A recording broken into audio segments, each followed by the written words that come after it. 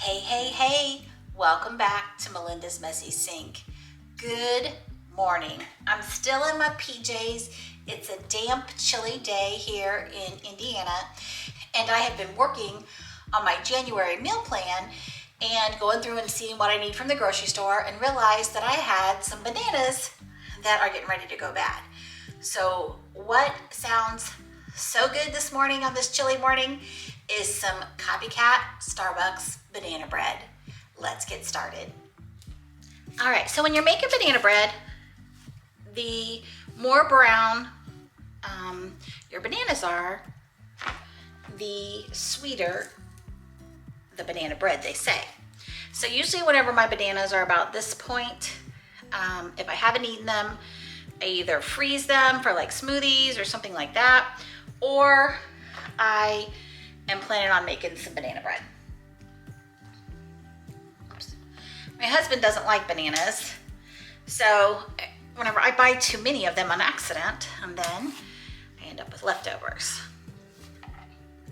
Do you have a favorite cereal that you love bananas with?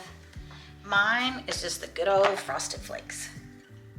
The blue box, I can't even talk this morning, guys. The blue box original Frosted Flakes is my favorite.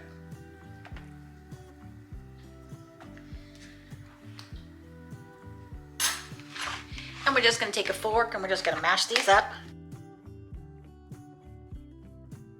I have my bananas mashed enough that I want. Now I'm gonna set that aside, and I've got 2 cups of all-purpose flour. I'm gonna add in a teaspoon of baking soda and 1/4 a teaspoon of salt. I'm gonna set that one aside.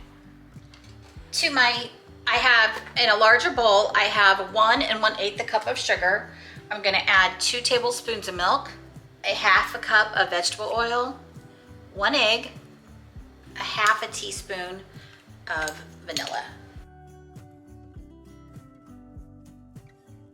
Get this creamed really well together. These are our wet ingredients. We're gonna add our dry ingredients to our wet ingredients. This dough is going to be dry and thick initially. Then we're gonna add in our bananas. And if you choose to add the nuts, you add the nuts at this time. I'm adding walnuts. And then you're gonna give it a good mix.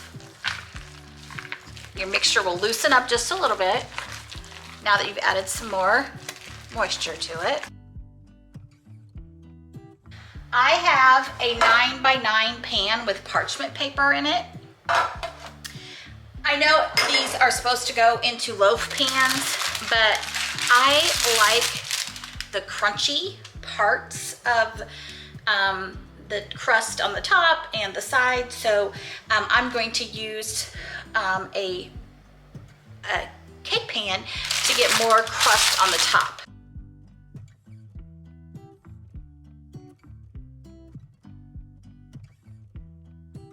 Just want to make sure that we get this all smoothed out. I don't always do the parchment paper, but sometimes these are new pans for me and I want to make sure that they don't stick. I don't think that they will, but just to be safe. And then if you would like, you can add more walnuts to the top. I only like to add a few to the top.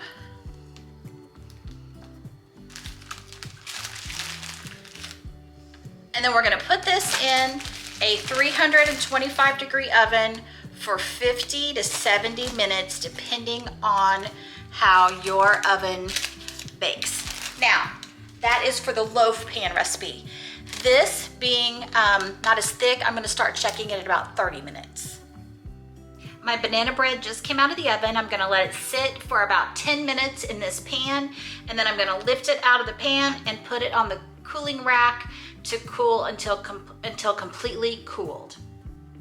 And here is breakfast this morning in my house. banana nut muffin bread, and Fuji apple. Thank you so much for following along with me this morning as I make some banana bread and have a quick bite for breakfast to get my day started. Good morning. Don't forget, Jesus loves you. I'll see you in the next one.